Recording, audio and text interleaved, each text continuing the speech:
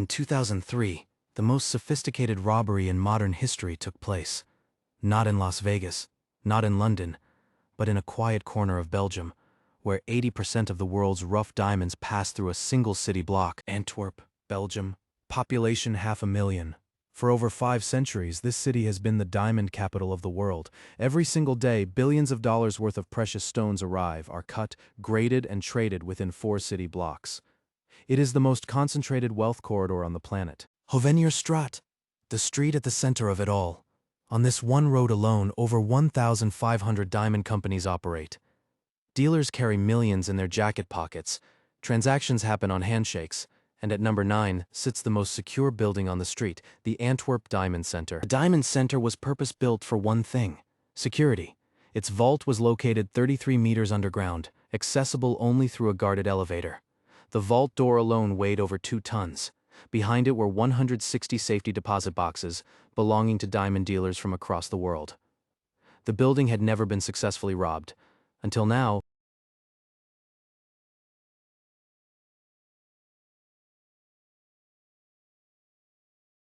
Every morning, diamond merchants would arrive with their stones, some carrying bags worth tens of millions. They would check in at the front desk, take the elevator down, unlock their private box, deposit their inventory, lock it back up, and leave.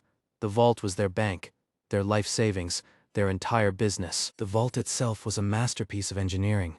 10 separate security layers, magnetic fields that triggered on any metal crossing the threshold, infrared motion detectors that could sense body heat, seismic sensors that responded to vibration, and a digilock electronic system at the time, considered unbreakable.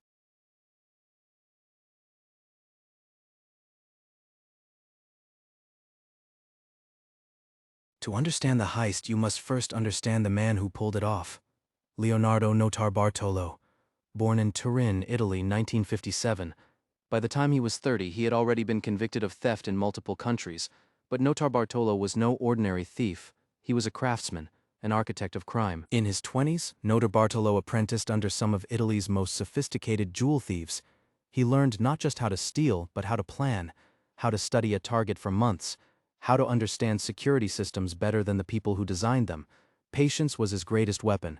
He would wait as long as it took. Through the 1980s and 1990s, a series of sophisticated jewel thefts occurred across Italy, France, and Spain: jewelry stores, private collections, high-security warehouses. Each robbery was meticulous.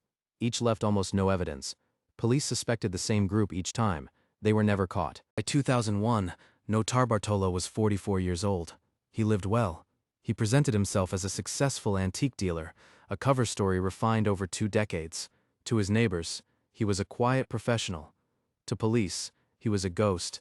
And to his crew, he was simply called the Professor. Notarbartolo was part of a loose network known among Italian police as the School of Turin, a term used for the cluster of elite jewel thieves who had been operating out of northern Italy for decades. Not an organization, not a gang in the traditional sense, more like a guild of specialists who worked together when the job demanded it. In late 2001, Notarbartolo received a tip. Someone, whose identity remains unknown to this day, told him about the Antwerp Diamond Center, the vault, the boxes, what was inside, and crucially, a potential weakness in the security system that had never been publicly discussed. Notarbartolo flew to Antwerp to see for himself. He spent 3 days walking the diamond district. He visited shops. He studied the layout of Hovenierstraat from every angle.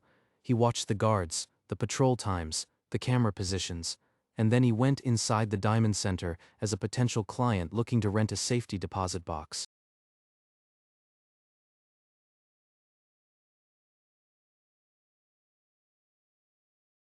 Notarbartolo made a decision that was either brilliant or insane, possibly both. He would rent an office inside the Diamond Center itself, on the 2nd floor. He registered as a legitimate diamond dealer, providing false but convincing documentation, and signed a lease in late 2001. He would spend the next 14 months hiding in plain sight. Every week, Notarbartolo came to his office. He nodded to the security guards. He took his coffee in the lobby like the other tenants. He exchanged pleasantries with the receptionist. He was polite, professional, unremarkable, and all the while he was watching, learning, building a complete picture of every routine in the building. On Friday evenings, Notarbartolo would stay late. The building would empty out. He would walk the corridors, timing himself between floors. He photographed the keypad placement on the vault elevator with a hidden camera. He noted which corridor lights stayed on overnight. He documented everything in a notebook only he could understand. The guard schedule was predictable. Day shift, 2 guards active and alert. Evening shift, 1 guard, more relaxed. Between midnight and 6 a.m., a single night watchman made rounds every 90 minutes. Notarbartolo confirmed the pattern over 14 months of observation. The window to act was there if the alarm systems could be defeated first. He began purchasing the materials they would need. Slowly, in different shops. Paying cash. Each item innocuous on its own. Aluminium foil, aerosol cans, insulating tape, putty. Bought over months across different cities in Belgium and the Netherlands. Nothing to raise suspicion. Everything with a purpose. Meanwhile, back in Turin, Notarbartolo's crew had sourced an identical model of the heat and motion sensors used in the Diamond Center. They spent months testing combinations of materials to neutralize them without triggering the alarm. The winning solution was embarrassingly simple. Aluminium foil wrapped around the sensor, combined with aerosol hairspray coating the optical lens. The sensor went blind. Silently. The Digilock electronic system was the most complex obstacle. It required a custom solution. Notarbartolo's electronic specialist, a man whose identity was never confirmed in court, spent months building a handheld device that could intercept and replay the lock's own electronic signature back to it. In essence, making the lock believe it had been opened legitimately.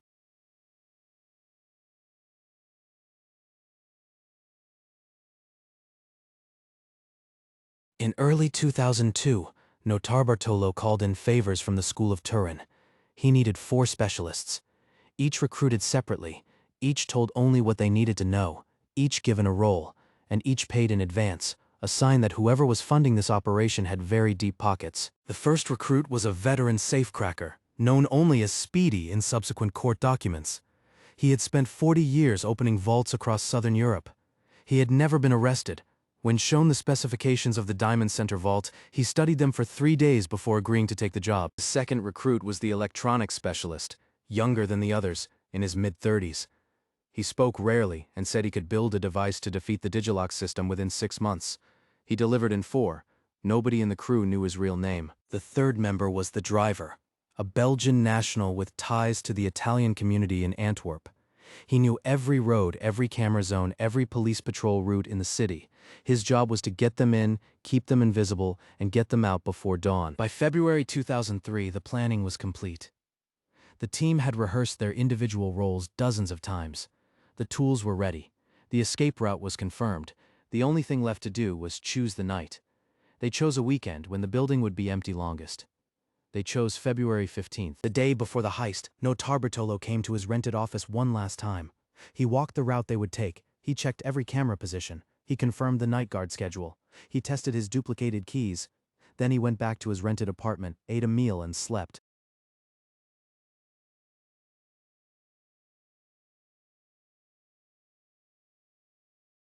Saturday evening, February 15th, 2003. The Diamond District was quiet. The shops closed. The dealers gone home for the weekend. The streets that buzzed with billions of dollars by day were now empty. 1 white Fiat Punto and 1 panel van moved slowly through the city. The crew was in position. 11:30 p.m. The night security guard had just completed his routine check. He had 90 minutes before his next round. That was the window. 90 minutes to get inside, disable the systems, reach the vault, and begin work. The crew moved. The side entrance to the Diamond Center. Notarbartolo produced the duplicate key, made from a wax impression taken during one of his months in the building. The door opened silently. 4 figures moved inside. The clock was running. First obstacle, the heat sensors lining the main corridor to the vault elevator. The electronics man moved ahead, checking each sensor location from Notarbartolo's earlier map. 1 by 1, carefully, silently, aluminium foil wrapped around the casing. Aerosol hairspray over the lens. Each one went dark. The corridor was now blind. The CCTV cameras were next.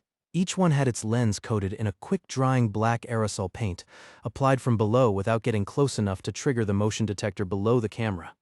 The operation was surgical. After 15 minutes, every camera on the route to the vault was blind.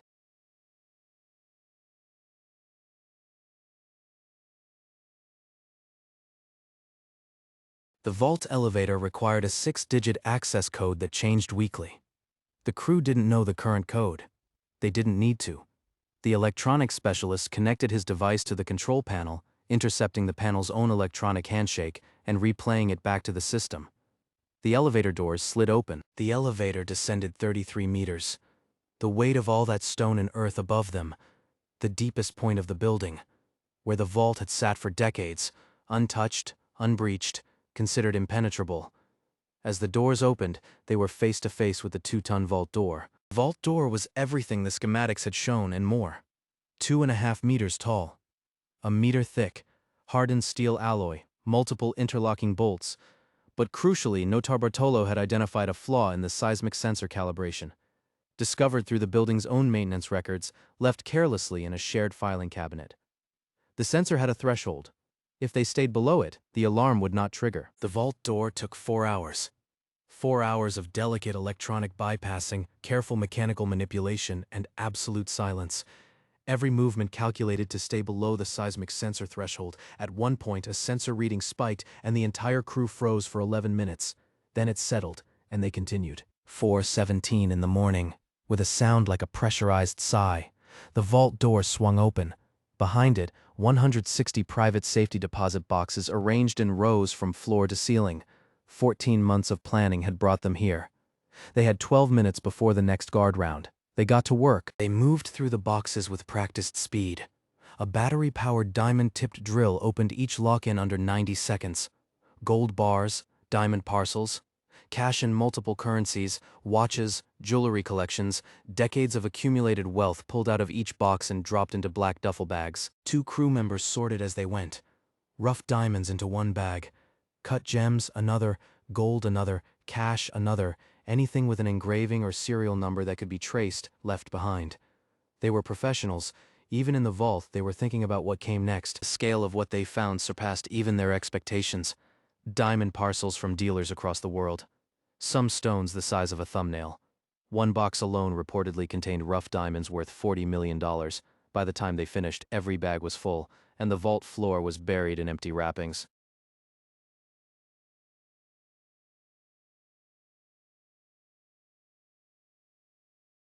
Just after 7 a.m., as dawn broke over Antwerp, the crew loaded the last bag into the elevator. They rode back up to the ground floor. They exited through the same side door they had entered, leaving it locked behind them. To a casual observer, nothing was different. The building looked exactly as it had the night before. The van moved through Antwerp's empty early morning streets. By the time the first rush hour commuters would arrive, the crew would already be an hour outside the city. They had taken everything, left almost nothing, and the Diamond Center would not discover what had happened for another 30 hours. The route was planned for one thing, avoiding automatic number plate cameras. The driver took minor roads where possible, moving through the Belgian countryside toward a safe house in the Netherlands, where the crew would separate the haul and go their individual ways back to Italy. At the safe house, the diamonds were divided, repackaged into small parcels that could be transported separately. Each crew member took their share and their travel plan. They would not contact each other again until they were back in Italy. The entire separation took less than 2 hours. Sunday morning at the Diamond Center, the day shift guard arrived at 8 a.m. He performed his routine check. He logged his entry in the security book. He had coffee. He did not go near the vault elevator. He had no reason to. It was a Sunday. The building was closed. Everything looked exactly as it should. Monday morning, the Diamond District came alive. Merchants arrived with their appointment books, ready for another week of trading. At 9:07 a.m., the first dealer took the elevator down to the vault. He reached his safety deposit box. He inserted his key. The door swung open, and the box was empty. The dealer stared at the empty box for several seconds.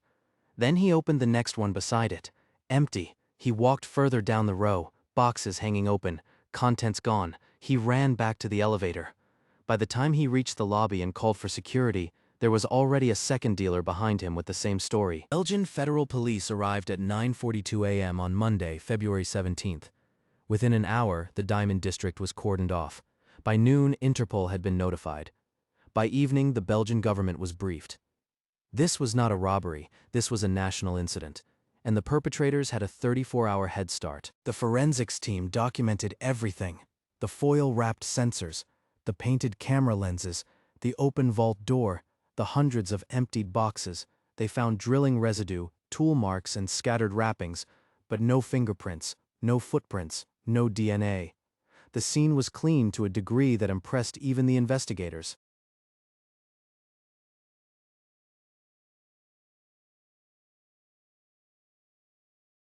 The lead investigator, working from the footage gaps caused by painted cameras, reconstructed the crew's likely route through the building.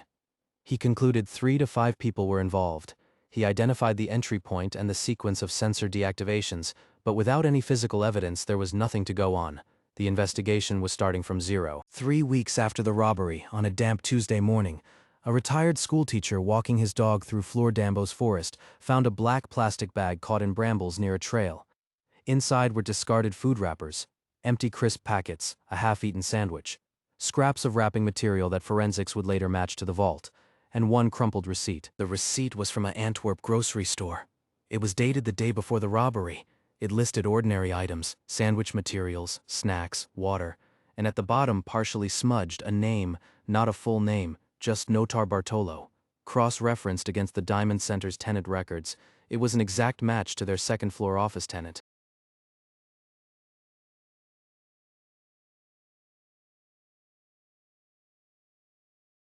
Belgian police contacted Italian authorities within 24 hours of identifying the name. Interpol coordinated a surveillance operation. Notarbartolo was located in his home in Trana, near Turin, under 24-hour watch for 2 weeks before Belgian police were ready to act. On March 10, 2003, 3 weeks after the heist, Italian Carabinieri and Belgian federal police knocked on Leonardo Notarbartolo's front door at 6 in the morning. He was still in bed. He opened the door in his dressing gown. He was calm. He said nothing. He was arrested and transported to Antwerp. The trial was held in Antwerp later that year. The evidence against Notarbartolo was circumstantial: the receipt, the office tenancy, his criminal history. His lawyers argued he could not have acted alone. No diamonds were recovered from his possession. No tools, no other gang members were ever charged. In the dock, Notarbartolo was composed. He denied knowing anything about the vault robbery. He admitted he had rented the office for legitimate diamond dealing purposes. The prosecution struggled without physical evidence. In the end, the circumstantial case was enough. He was found guilty, sentenced to 10 years.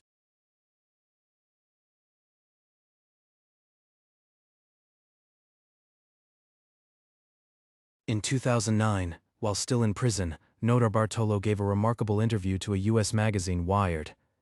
In it, he made a stunning claim.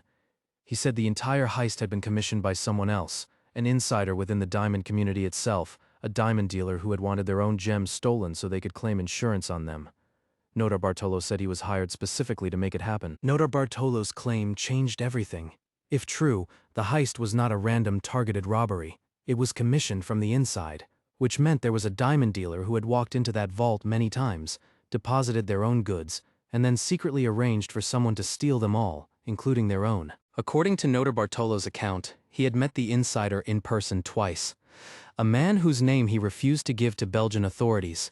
The insider had provided him the detailed layout of the vault's security, the maintenance documents that revealed the seismic sensor threshold, and crucially, he had ensured the fire door on the second floor was left unlocked the night of the robbery. In the aftermath of the robbery, insurance companies paid out hundreds of millions of dollars in claims to the affected box holders. Belgian investigators later noted that a handful of claims were flagged as suspicious, but never prosecuted for lack of evidence. Someone in that building may have walked away with both their diamonds and their insurance settlement, and never faced a single day in court.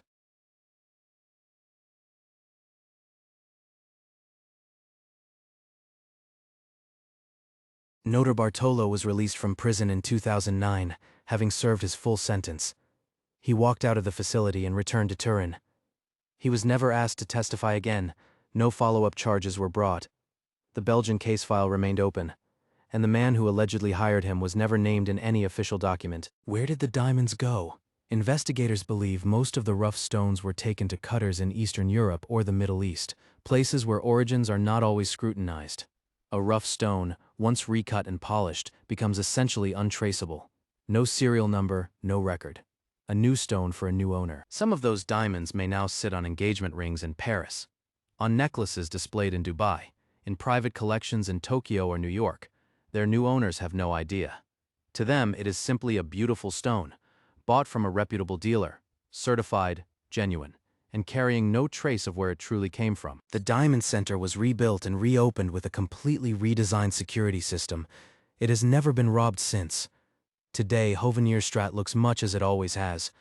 The dealers are there, the stones are traded, the vault operates under the street, deeper and more secure than before, and no one who passes by would ever guess what happened here in 2003.